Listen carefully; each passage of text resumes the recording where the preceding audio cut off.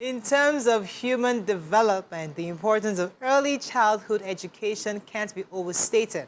A child's early years are the foundation of his or her future development, providing a strong base for lifelong learning and learning abilities, including cognitive and social development. Welcome. We're going to be talking right now about the importance of early education in the life of a child.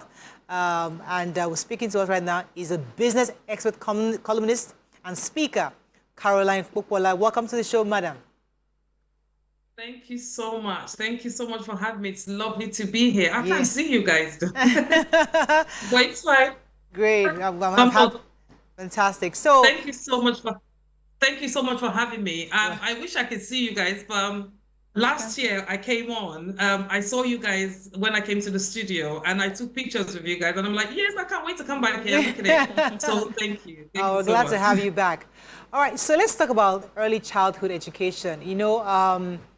There's always that issue of the importance of it because many families have different views. Some believe that children shouldn't start school until maybe 3 years old. Others believe that children can go to school from the moment they're born, from creche.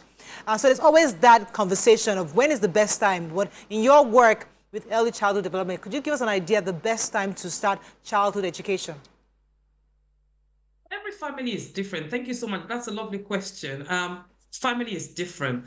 Obviously, my parents, I was born in the UK or grew up in Nigeria for a little while to the age of 16 and came back here.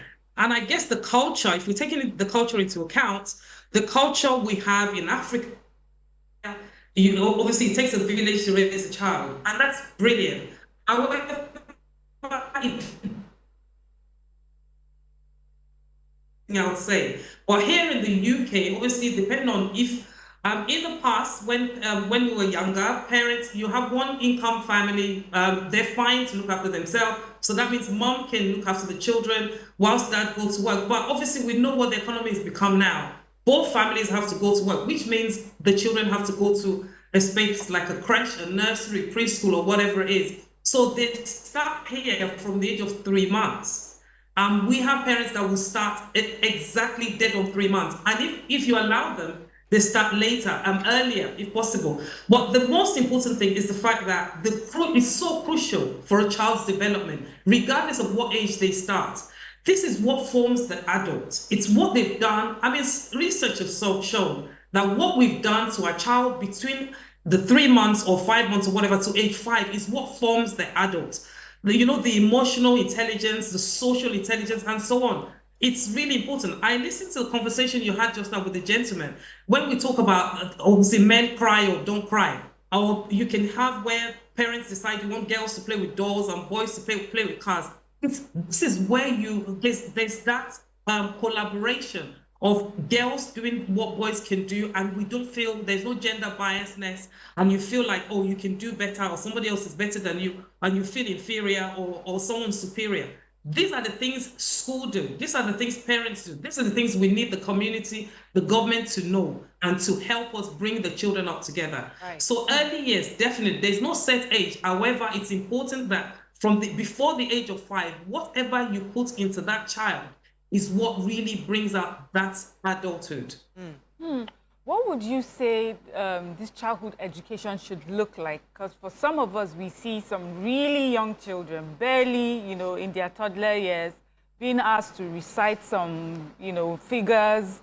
And is that what you're talking about? But if it's not, what do you think is the ideal sort of education for, a child at that age? You so much. Honestly, it brings so much tears. Even just you asking that question brings a lot of tears because I feel for those children. There's a lot of learning that can be done. For example, what we've been taught is there's 7 areas of learning, which again, it's knowing the child's interest and teaching them along their interest. And they still know their numbers, their colors, and their calculations and all of that. But there's something called if you develop a child too quickly, and the simple tasks, the simple social skills they don't have. You have lots of adults now that are in university, but they don't even know how to put together a simple conversation, or maybe a telephone interview or things like that, because they've not learned those soft skills. So what you're doing for a child is, when they're that age, is you're teaching them those tiny, minute skills that would really help them when they become older. So sitting a 2-year-old down and telling them to read the timetable, it hurts my heart. It pains my heart. It shouldn't be done. There was a video trending, and I posted on my social media recently, and it's where parents don't have an expectation, and the school don't have they haven't communicated with parents what value they had into your child or to your family. So the video trending is like, obviously some parents have sent their children to school, and a lady walking on the street saw these children with buckets of water on their head, and you just think, how could you? Right. Sees fit to say, all right, go and fetch water. It's that about. So what should be? So for me, it's those soft skills that you're teaching children from that early age that really grows them into that incredible adult. So it's not the fact that they must know their timetable from the age of 2. That pains my heart. We don't do that. Okay. Okay, so what exactly would you say should be done, you know, as an option to, an alternative to, you know, the jealousy? Because what you're explaining is, you know, where kids just go to buy time and they're made to recite whatever the teacher is disposed to giving them per day. What options would you say they, should be in the curriculum to engage those kids, aside them just sleeping all day? I agree. They're learning in so many ways. And yes, I mean, I saw a video of children washing in a very good school in Nigeria, and they learning to wash the chairs and clean, you know, that's good learning. It's good. We do things like that here. So it's where teachers themselves, where are teachers themselves mentally? Do they even understand the reason for what they're doing or the job they're doing? That's the first thing. Do we have quality assurance across all of our settings, across all of our schools? Because yes, there have to be funding, and I'll be lying if I really come on here and say I expect the government to put money in it. I expect the government to put money in it. There's no money in it. They're not putting money in it. Even here in the UK, they're not putting money in it. However, it doesn't mean money is everything. Yes, it's a start, and it would really encourage teachers to be better, but they will only be better because they know better. If we can put so much funding in it, but at the same time, if they haven't changed their mindset in what they're teaching the children and how children learn in school and outside of school, then it's back to square one. So I think you said Simi, I haven't heard that thing in a very, very, very long time. You know, this school can teach children is the teachers first. They need to know, and once they know that they can teach in different method, different way, in and out of classroom, rich or poor children, the same method, it would work. Okay. Right. So the jealousy, you know, it wouldn't make any difference. Okay. Generally, it would not make any difference. Yeah, are you saying... It's teachers know what they're teaching, yeah. That trending video of the children carrying the concretes in the buckets, and the woman was challenging her. Are you saying it was okay for the children to carry the buckets? Definitely not. Because, I mean, can you imagine? I know we're all mature. My children my youngest is 16, but it's not what I've sent my children to school for. I'll give an example here. So, for example, we have TV screens, but we don't watch TV, because if you pay me £1,600 for your child to watch TV, that we tend to do. If it's not in our learning, in our lesson plan, to show the children for 10 minutes, maybe a story, my team will stop the learning. That goes to the parents every time. So they know that for 10 minutes, this is going to happen as lesson plan. Do the parents know what they're getting? Do the schools even know what they're giving to the children in terms of learning? All right, let me come in this angle, because, you know, I live in Nigeria, and I see different kinds of children and how we raise our kids. And there's something we have totally jettisoned, which is the local education. Traditional indigenous education that children usually used to learn from home before even being exposed to Western education. You know, I always talk to proudly that my husband always tells me that he never started speaking English until he entered GSS1, His entire life, he spoke Yoruba in the house, and even made him speak English much better.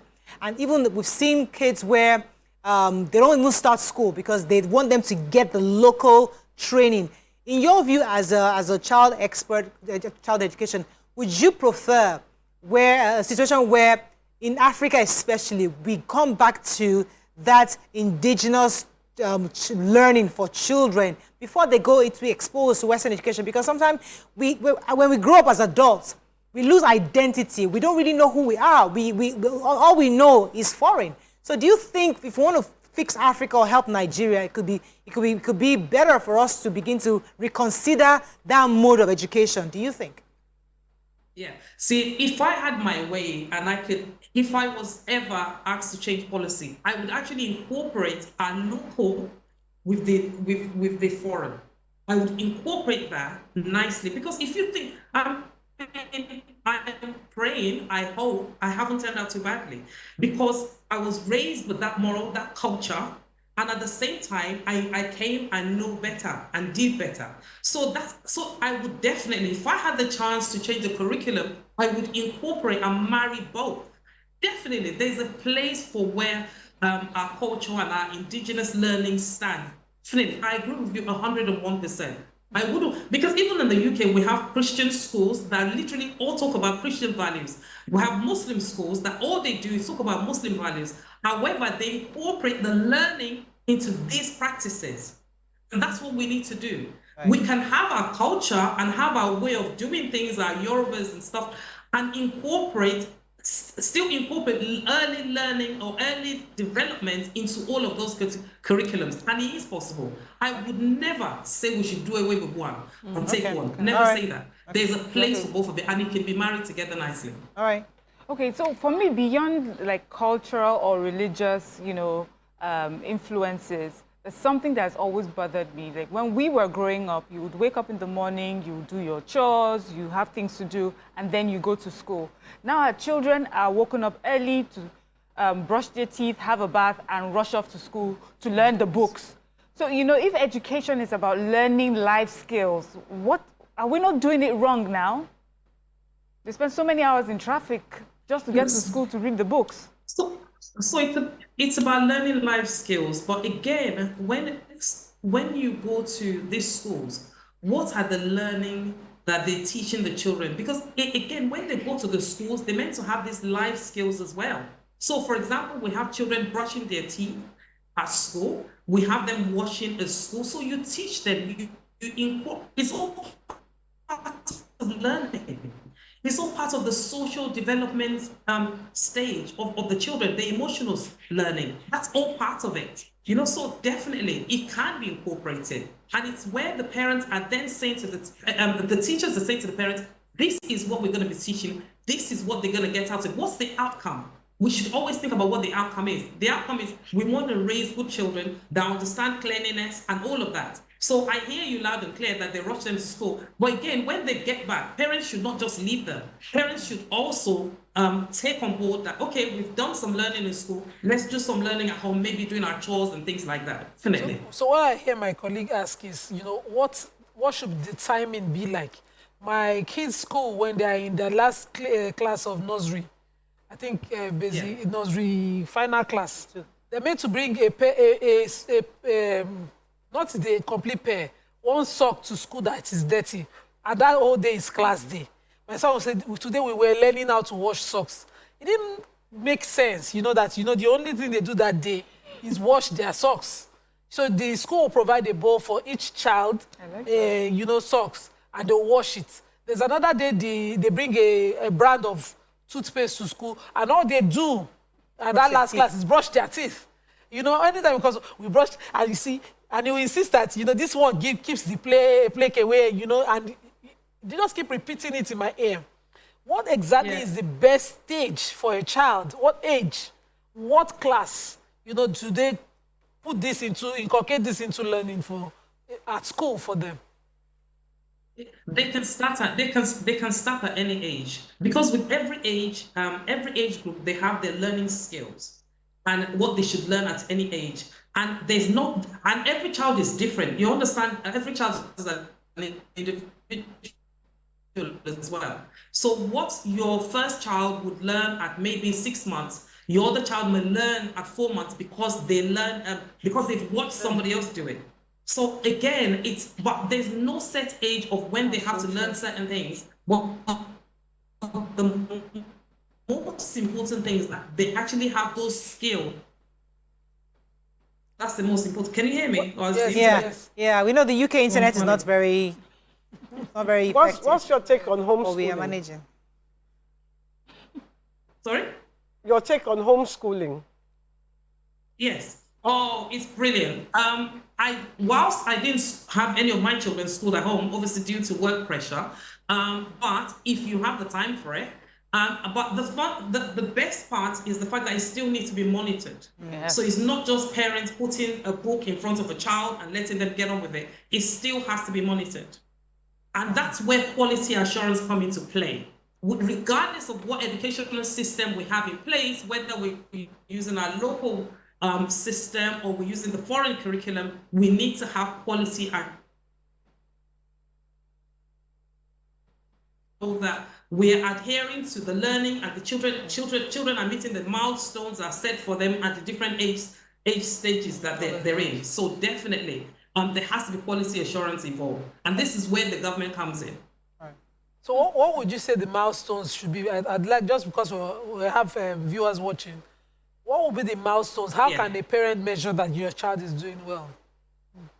For a start, when you take your child to school, what are your expectations? Have you communicated that clearly with the school? And what is the school giving back to you? As in, like, because your child is here, these are the things we're going to follow. These are the things we're going to read. They can't just tell you that, oh yeah, we're going by the British curriculum, which is what a lot of people say. Really? It could be just a computer in front of your child. And especially this day and age of AI, you just have a classroom, the children are sitting there, you're paying so much money, children are sitting there, no interaction, no conversation from the teacher, no explanation. They just have this AI person that's just talking.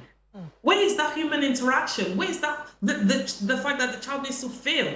So do you know what they're teaching your children? Do you have that termly assessment? Do you have that meeting with the school? And what they're telling you that they've taught your child, is that generally what they've taught your child? Do they send that to you? Do you have lesson plans? You know, I know we're very busy parents, don't get me wrong. But I know with our culture, we do have lots of nannies and stuff. Again, it's having to let the nannies be involved in this learning styles. The nannies have to be, everyone has to be involved. That's why we say it takes a village. Yes. The nannies have to be involved. Yes. You know, one of the things I hear about childhood education is that it's so important that it may affect you in your future. But we come from a country where the numbers are scary. Out of school children, the rate of illiteracy, there's so many children who are not in school yet. And maybe, if, you know, God willing, in the future, they then start school. When they miss those first few years, is it a zero, no, nothing can be helped, you know? Or, you know, there's always a chance that whenever you finally get to have education, it can make up for the years you were unable to? That's a really tough question. Definitely. There's nothing that's ever too late. I mean, you have people that never start reading till they maybe get to secondary school, and all of a sudden something just clicks and they get it. But again, it's that thing, I think it was Nelson Mandela that said something along the line, the best thing you can ever give a child is education. You know, and that's what it's about. If we have the opportunity to start now, let's start. If we have the opportunity to start with the young ones, let's start. For the ones that are out of school, what are we doing about it? And this is where I feel collaboration, that word, we throw it about a lot, but do we generally practice it? So it's one thing, for example, this is our third year, we're coming in this third year to do stuff around education, early years, and so on in Nigeria. And we've pulled in other educators that are doing things so lowly by themselves. Originally, we've pulled them together because one, I don't know the culture of Nigeria as such in terms of what the people need. So it makes sense to collaborate together, because one person can do how many, but two of you can do so many together. It's like taking a bucket to the sea and using a cup to try and fill up the sea. It's not going to work, but collaboratively. So we can see where the gaps are. What children are not in school? What can we do about it? How can we start? And it's not something that one person can do. But giving up is not an option. We can't give up. It is our country. We need to do better. And it's only when we know better we can do better. Okay. So there's something I've said that before and I'm saying it again. there's something I seriously regret about how I raised my kids is the language. You know, the early years of a child's life, I personally believe right now that the language of communication should have been my own dialect, and then later on let the child develop whatever language they grow. Because Miriam had asked this question now, you know, at what point can you, should you have started with your local dialect? And at what point can you then inculcate whatever form of, you know, accepted curriculum the country is using into that child's life? Because when we push our kids, we think because they have to speak English in school, they will not pass until we teach them English from home. Yeah. Yeah. If you notice, I'm laughing. That's because I'm guilty. I'm so guilty. And it's not for not wanting to. It's just one of those things that pass us by. But if you look at other cultures, like, I mean, I can talk for us here in the UK. If you look at other cultures like the Asians, for example, they start their children from age 0. Yeah. They speak the same. I mean, I have children coming into school where mom, I mean, I have a particular one at the moment where mom is Chinese, dad is Russian, and they live in the UK. The child has to learn to speak 3 languages. But guess what? That's the age in which they're like sponges. They soak it in so quickly so that we could. That's why it's so good if we have the opportunity to teach them languages. Definitely. Again, it's never too late. So we don't do regrets, right? Because you guys are positive ladies, you don't do regrets. So, yeah. I mean, my children will turn around now and say, Mom, it's your fault. You never taught us the language. And I guess, yes, you know. But if we have the opportunity to do it, let's do it. So even for our grandchildren, for those of us that are coming up to having grandchildren, yes, we should start it. There's nothing wrong. And there's no set age. It's even better for them. And the way the world is going, I mean, it's not even going to be enough for just one language anymore. We know it's not enough for just one language anymore. All right, definitely. I know. I was going through your CVs, rather impressive. You know, Oxford Business School, and you do some work. You have a foundation where you actually help businesses and even young children. Tell us a bit about your foundation, what you do. So in the UK, what we do is we help. So I've been part of your program from when you started. I was watching it today, and I heard what you know, the whole thing about the jackpot system and all this stuff. You know, just picked bits of it. And definitely, the grass is never green on the other side. But no one, I mean, regardless of how many times you tell people, they still want to see for themselves, and it's not an issue. So we have a particular set of children here in the UK where they haven't got food, they're not entitled to the benefit system and so on. And they've jackpot from wherever the African country they've come from. So my company, my charity, as a result of blessed enough to actually feed 150 of them. And some of them, as a result of us being very churchy, you know, the children have got pregnant. So you have 17-year-olds, 16-year-olds that are pregnant and had babies. So again, we have those ones, they have them housed, and we would just feed them. We just provide groceries and food for them. So that's one of the things we do in the UK here, and hopefully to do more. However, in Nigeria, we're blessed enough, again, to be able to send some children to school.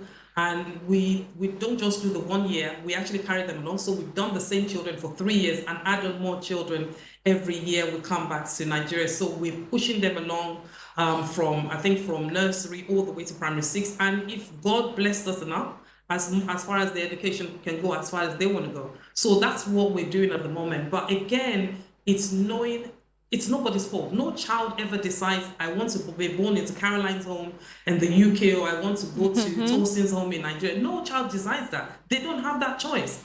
So it's where they find themselves. What are we doing as parents, as practitioners, as a community to help these children be better? Because at the end of the day, guys, it's going to be our fault as a community. then what are we raising? Criminals later on in the year, prostitution later on in the year, and so many other things. So we need to start now. What is it? Where are we now? What can we do now? Rather than giving up, let's start now. It's never too late to start. I think we can wrap up on that. Thank you so much, Caroline Popoola, for joining us this morning. I think it was a pleasure having you on the show to get Thank you so much. Ladies, any Thank you comments? so much for having me. I can't wait to see you guys in real life. Yeah, so we would love to have you back. So we let's see had the comments. messages on our first earlier topic, Yes. men's health. Ogumola Emmanuel said, compassion is often extended to women who recognize their vulnerability and will seek to ease it. The stark truth is that we men rarely receive same assistance. We're expected to confront all challenges heads on, irrespective of how involved or our reliability is not just expected, but demanded. He's saying, you come, they cry like adults. Fact, in not allowing men to be men, we are creating new problems. We'll see in future. Society think it eats its cake and have it. He also says that men are being raised, the men we are raising today are sissies, responding. He said, fact also, the problem will get worse in future with increasing shaming of masculinity and feminization of men. Society thinks he's eating his cake again and having it. Samuel Olukolu says, desperate move from Russia to desperados. Testament to the fact that they may be losing the war. People only have to choose. It's not an option choice after all. The Russians are desperate. The Nigerians are when they are desperate. Lucas here says, typical of tyranny rule. Why impose such condition on migrants when it wasn't part of the conditions to be met for visa issuance in the first instance? It's demeaning. Imagine such absurdity in 2024. I hope the families of those students will tell them it's okay to return home. And she says, so I think in response to Nigerians, so they too would rather go to war for Russia than return to their homeland.